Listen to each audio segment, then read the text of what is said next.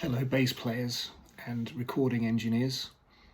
Not so long ago I went to Sicily and did a run of 4 concerts which were recorded to make a live album, and I had the opportunity to go into a studio owned by a mate of mine and to try 5 double bass microphones in advance of the trip, and we would decide which ones sounded the best, and we were particularly interested in how much spill would get onto the microphones from nearby instruments, especially drums. So we did a little test where we tried each microphone at once. I just played some walking, and then we played some walking while the drums were playing as well, and compared the results. So the microphones that we used were, I've got a little list here, the Prodipe BL21 Lanen. Now this is a cheaper version of a DPA mic, which is a pretty much industry standard clip-on microphone. The Prodipe is £120 versus 300 and something or other for the DPA. And we did try the DPA, and I do have one, and I've used it for years, and they are great microphones and very convenient to put on the bass. But I've had 2 now, and they always seem to develop issues after a while. And this one was making some strange noises. So that didn't actually make it through to the final round of things that we tried. But they are good. This is just a kind of a cheaper version.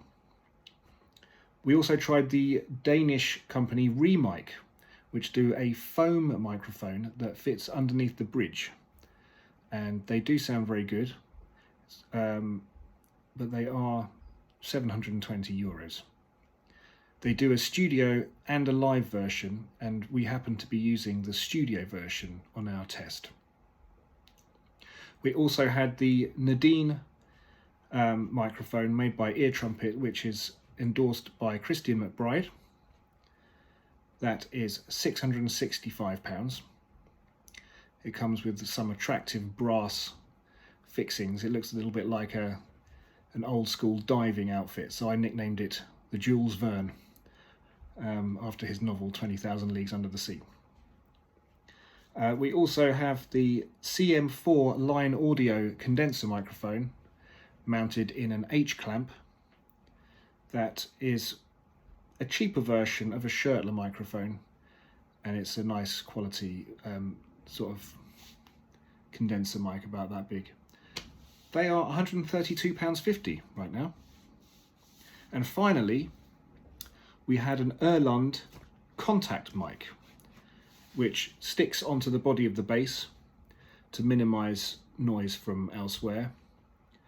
It tends to sound a little bit like a piezo pickup, but it does sound much more realistic than a pickup. Right now on Thomann, those are £414. So, I'm just going to cut now to the bit in the studio after I've recorded both solo walking bass and bass recorded with the drums, and you can compare the samples. Size at the moment is to yeah. Okay, so what have we got? The top one is the Ehrlund, that's the contact mic. Yeah, this is a contact mic, so it's going to sound not like a mic. I guess it's somewhere cross between a mic and a pickup.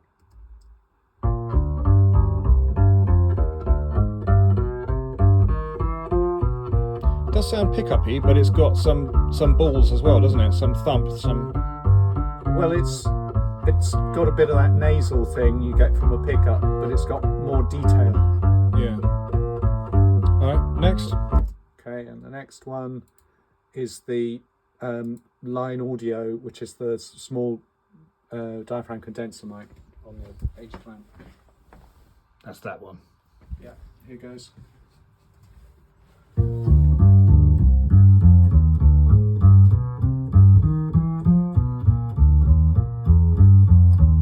I mean, that sounds lovely. It's really kind of warm. Yeah, smooth and clear, but it's a little bit... It's a little dark. Yeah.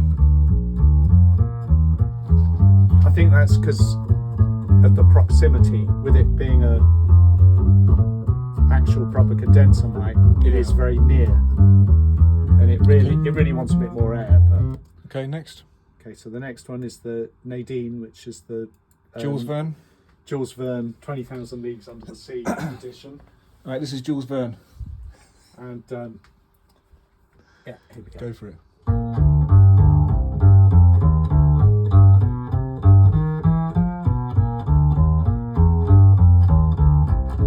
Well, that puts all the That's missing nice. detail in. That's very, and it's got a good chunk to it as well, hasn't it?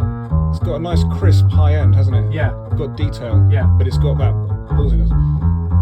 There's something fizzing mid-rangey. somewhere. There's something fizzing slightly. No. I just Okay, think that's it's cool. a little bit mid-rangey, but Yeah. it's nice though. Okay, this is the DPA Chinese knockoff. Can you say that? You just did.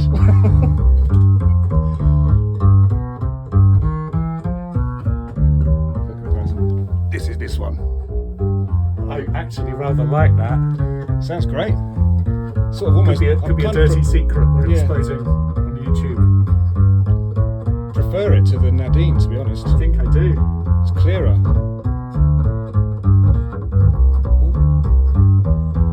Alright. Okay. Now the REMIC.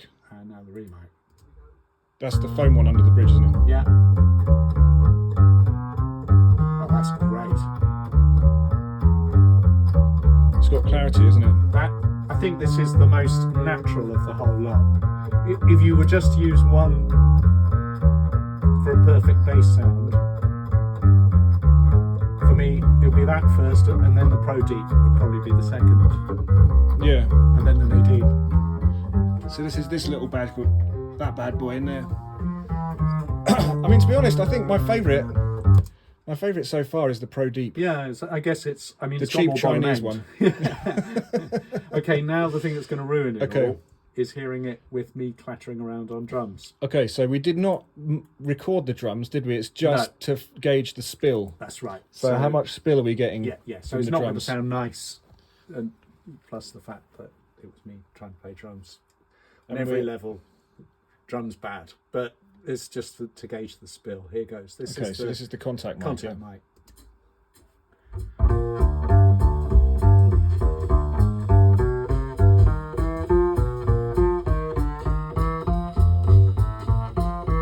Okay, big advantage of that is that it's 90% bass. Yeah.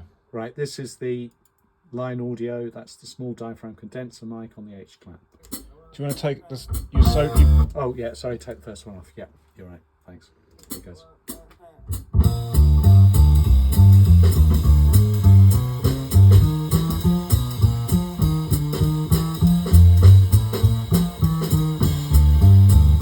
Okay, here's the problem, is that it's the bottom end on the bass is really good, but all the high end is from the drums. You've completely chopped off the high end, haven't you? Yeah, so that's going to be a problem.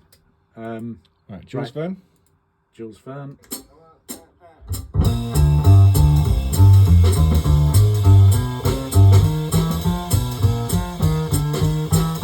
Well, you see the problem immediately. The drums are really loud on that. They are, but you're still getting some detail some on nice, yeah. some nice top end of the bass. But you're getting an awful lot of top end on the Yeah. drums as well. Okay, this is the Chinese knockoff.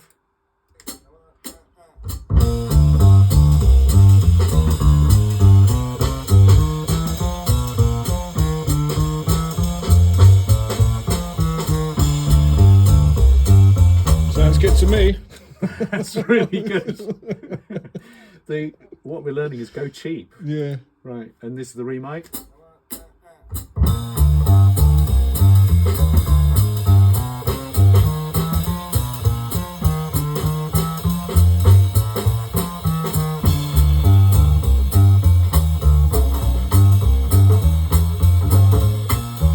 Sounds good, That's but it's also more pretty sounds, good, but sounds good, a but it's lot more more spill. drums. Yeah. More drums. So I would say from that,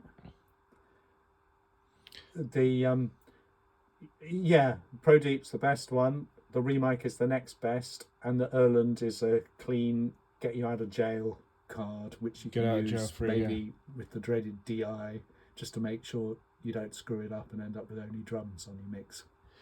Do you want to try blending the Ehrlund with one of the other mics, or maybe you could just to see what you get if you've got a bit of the contact mic signal blended with a higher fidelity? Yeah. Which one do you want to try it with? The REMIC, since that's on at the moment. Why not? Yeah. So I'll start with just the REMIC and then I'll put the Ehrlund in. It might be out of phase, which might make it sound terrible, but we'll okay. see. That's just the REMIC. This is with the Ehrlund put into it. Ehrlund out. And then I'll make the Ehrlund louder and the REMIC quieter.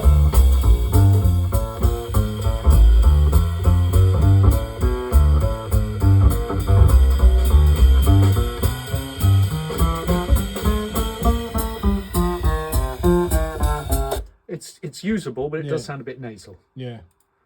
Can we try a REMIC and Prodipe? Yeah. Here we go. Here's the Prodipe by itself.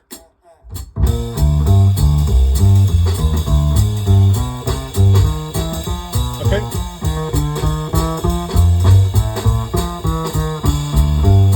That's pretty good. That's pretty badass. Okay. That's just a bit more power and a bit more clarity. There we go with it in.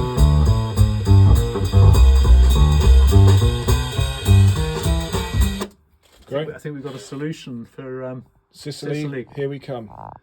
Prodipe and Ehrlund. Nice. Thanks for that, Dave. I think I'm going to buy myself a Prodipe when I get home. Yeah. Awesome. Hello. Just a little postscript. Having gone to Sicily, used the Prodipe and the Ehrlund to do a live recording, and having bought a Prodipe myself, some thoughts.